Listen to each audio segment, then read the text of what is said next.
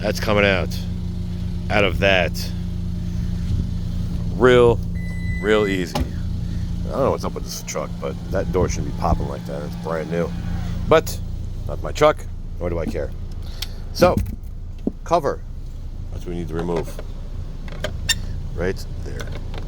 Now, I used something along these lines. Just pull. That's what I did. I don't know about you, but... And I already started without you, as usual. 10 mil and a 10 mil.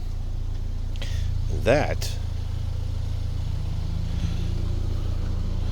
just grab and sort of wiggle, undo this wire, hose, rubber hose, and this thing is just a clip.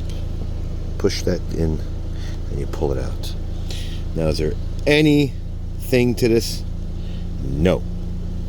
But here's what we're gonna do. We're gonna get this part number somehow, some way.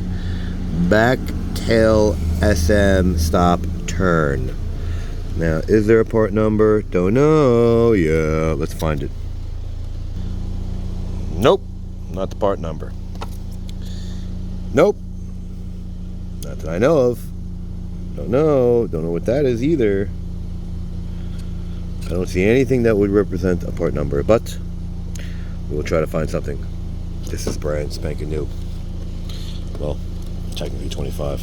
So we're gonna flip her around gently, put the rubber back in, push the little push pins that lock it in place, line it up, and give it a good locking in place, and then put the two 10 mils back, call it a day.